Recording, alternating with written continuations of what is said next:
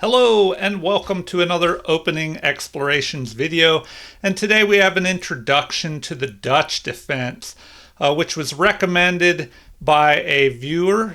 So let's take a look at this Dutch defense, which is usually D4 and then F5. So this is the Dutch defense.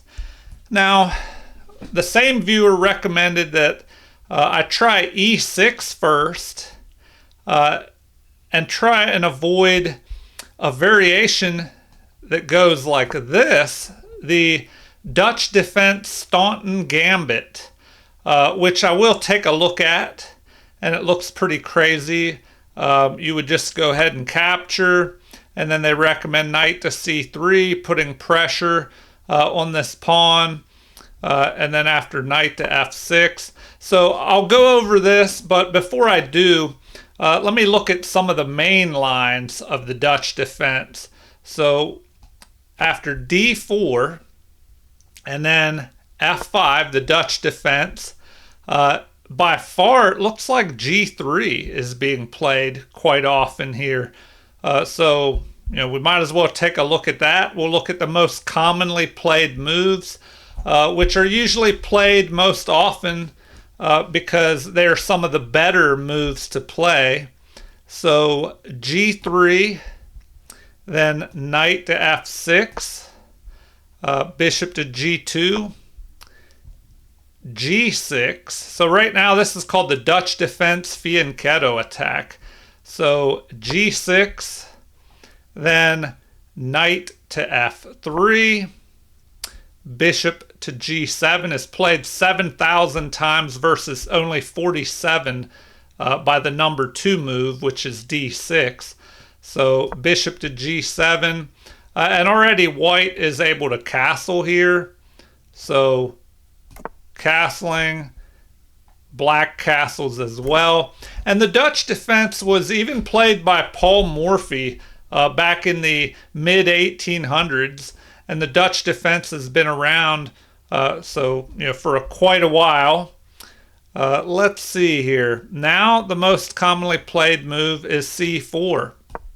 So just trying to place both pawns in the center, gain space. Maybe discourage D5 because then you could just capture. And then maybe after the knight recaptures or the queen, this knight could develop. But let's see what normally happens. So D6 most often played, knight to C3. And I'll play this out a little bit. That way it'll give you an idea of how a typical Dutch defense can be played into the middle game. So here, most often played is queen to E8. So why would you play this? Well, maybe at some point you're getting ready to drive the queen or move the queen down to the king side. Or it might make room for this rook later to go to D8 and line up on white's queen. But let's see what happens. More than likely it was because of this move. D5 is...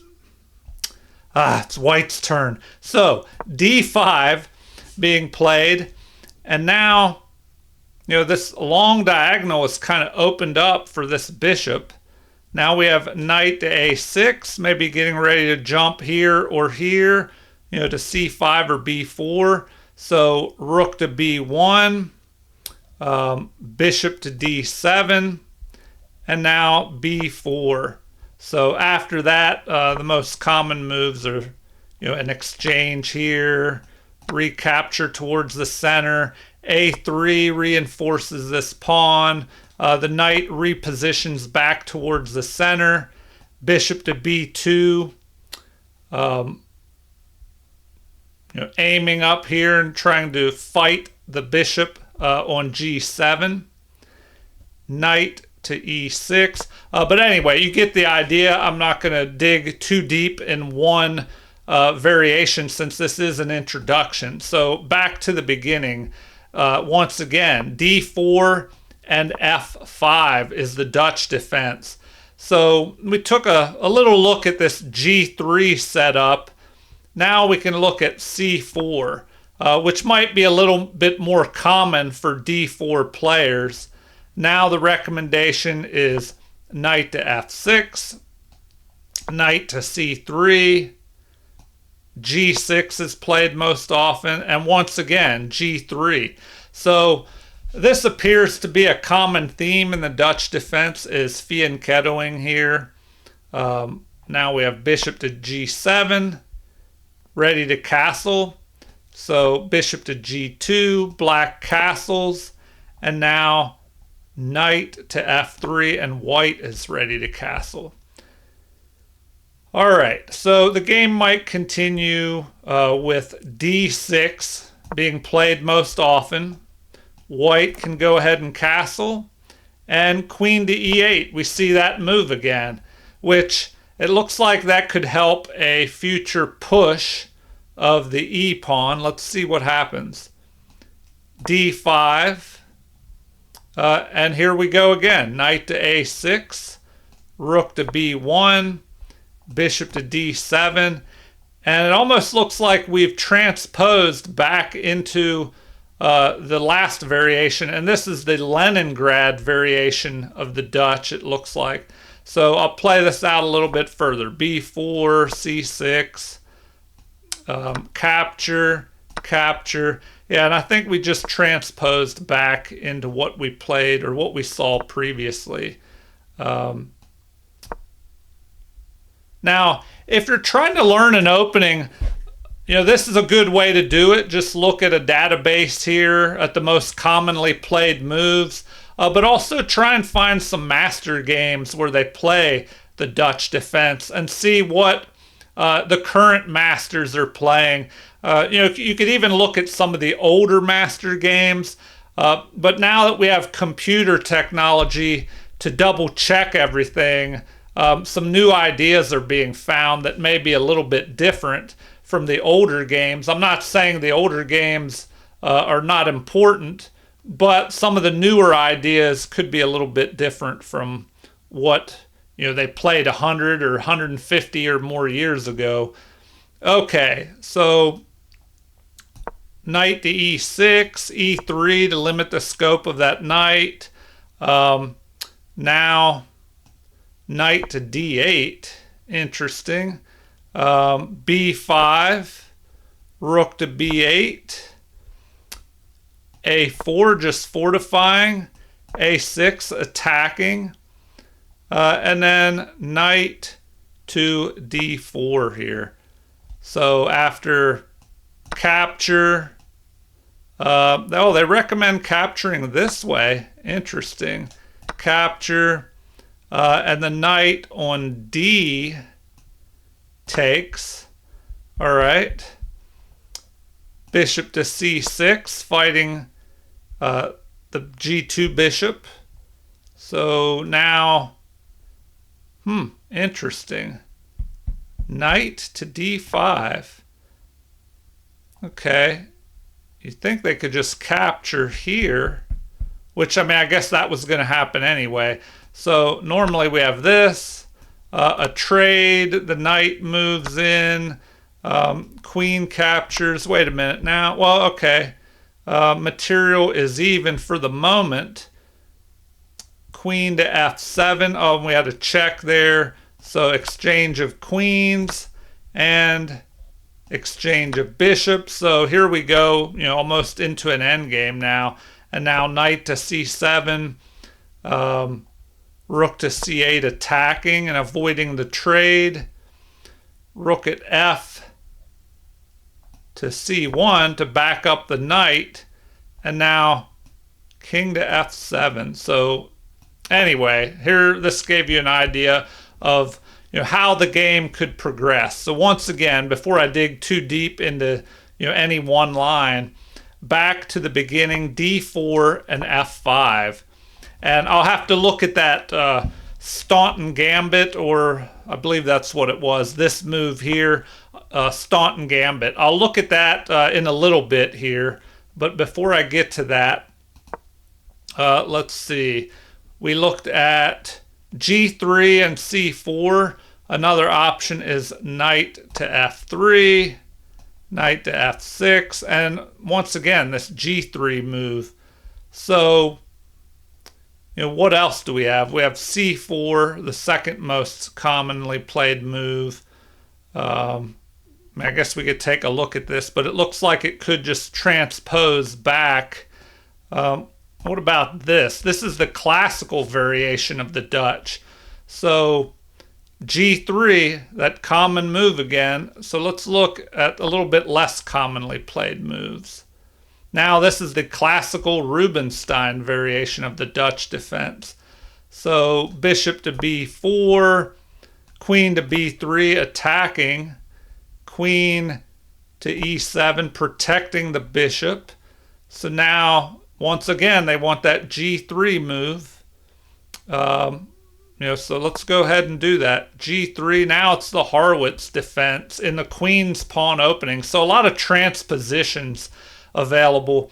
Another reason to just dig into a database, look at games. What might really help when you're trying to learn a new opening is if you can find games played by the top masters and just see what common moves they make and ideas and plans they have.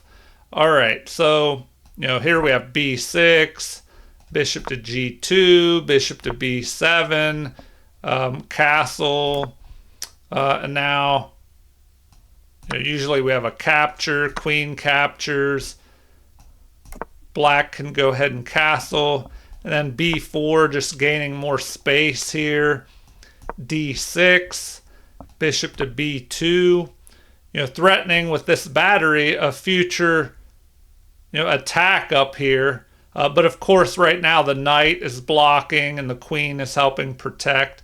So both sides just complete development. Let's see here. Queen to b3. That way you don't have to worry about a possible knight to e4 attacking your queen. And it's lining up on the king. So the king moves into the corner. Now we have d5. Interesting.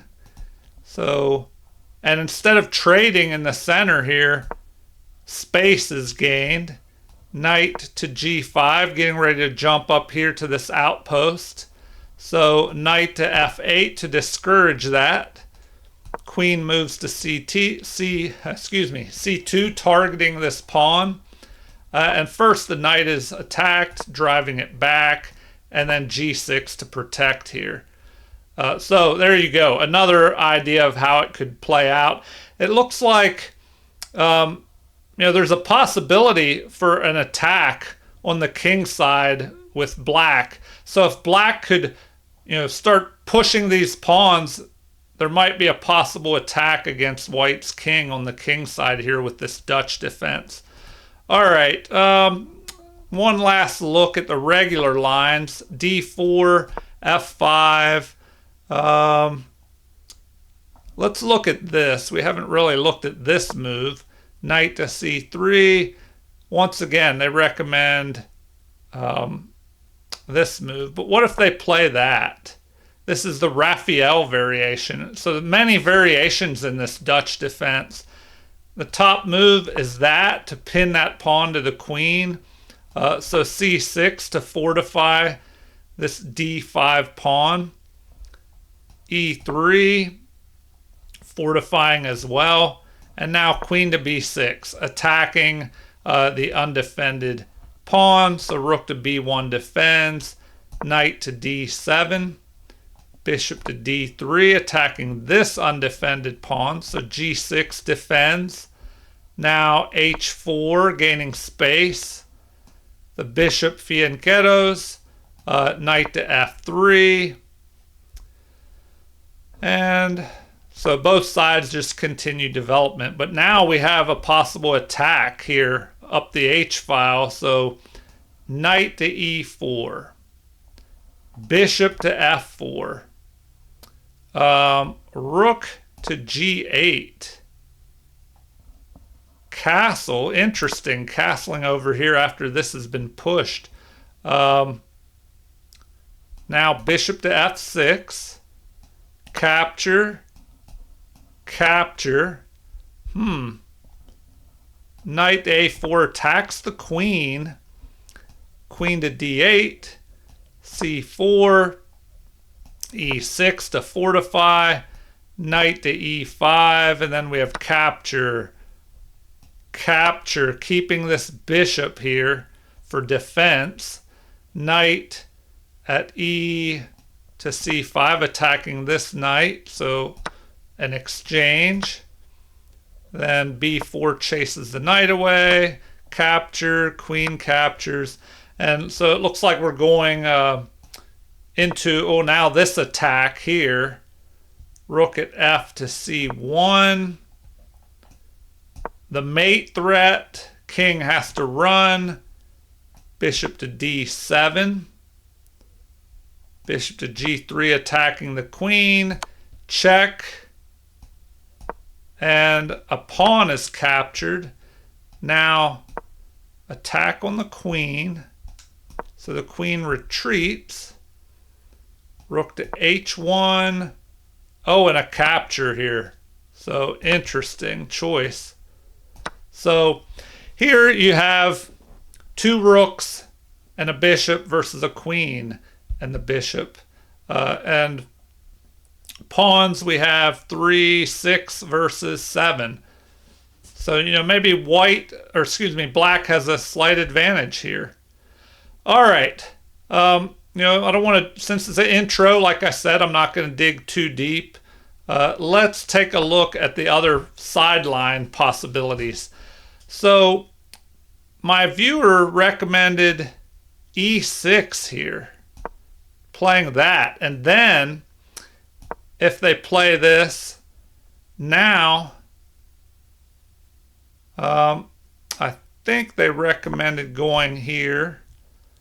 So what if they did this at this point? This is the deferred Stun gambit. So here the recommendation is to go ahead and capture. Knight to c3. Knight to f6 protects. Bishop to g5. And they recommend a pin here. So f3 attacking. At this point, it's like, why wouldn't you just capture here?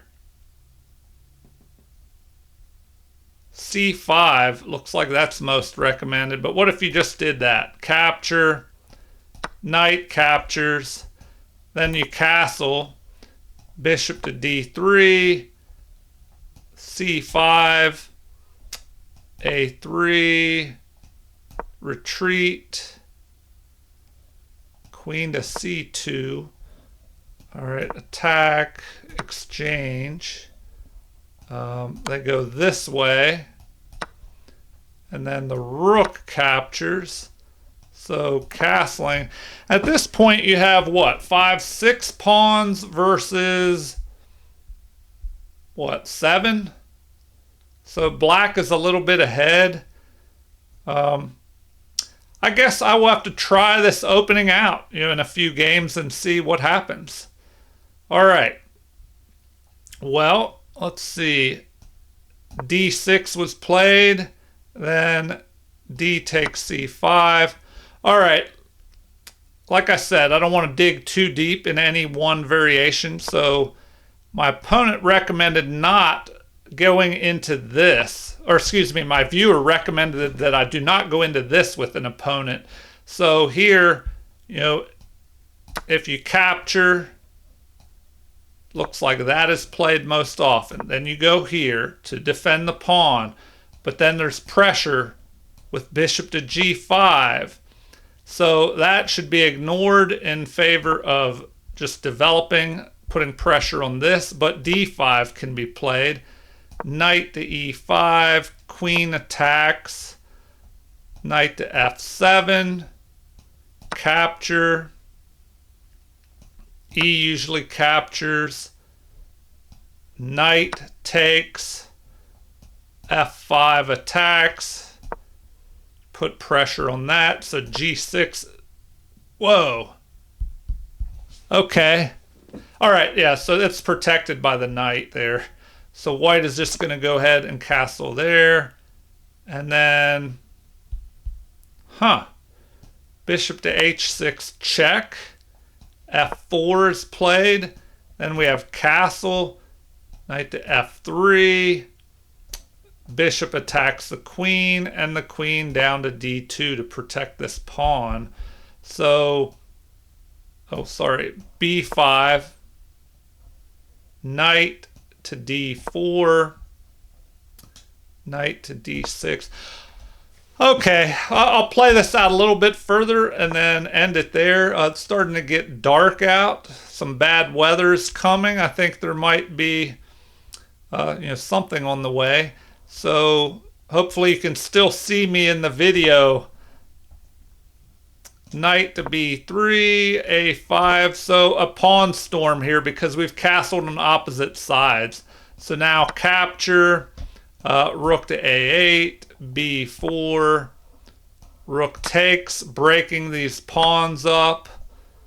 Bishop to b7, targeting this. Queen goes here, putting pressure on that, and queen to a8.